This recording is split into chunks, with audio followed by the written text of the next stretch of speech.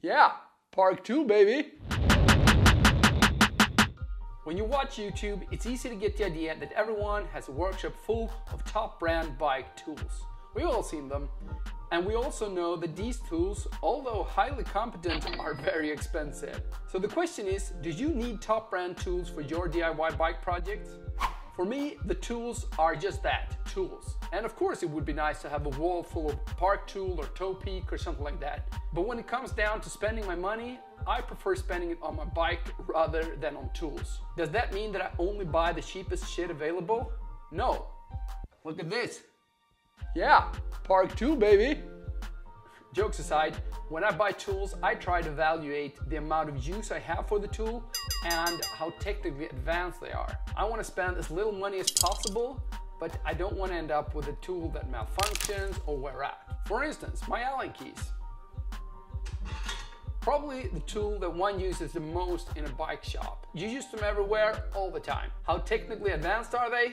Well, not that much. But low-end keys tend to have a softer metal and you might end up with rounded keys and you don't want that.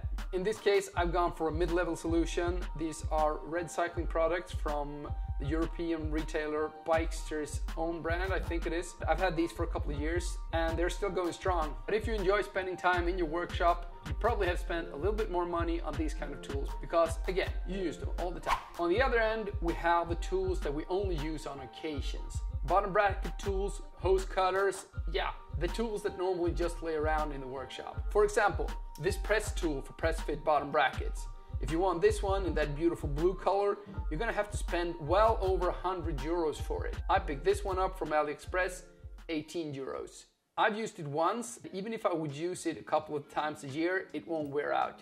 It's not that technically advanced and it definitely fills my needs. Sure, if I was running a commercial bike shop where I'd use all the tools every day or at least a couple of times a week, the top branded tools would probably pay off. But for me as a DIYer, I'm very conscious about how I spend my money. So my advice is always evaluate how much will you use that tool. A lot of bike tools are very specific and you need one to perform a certain task, but choose wisely where you spend your money.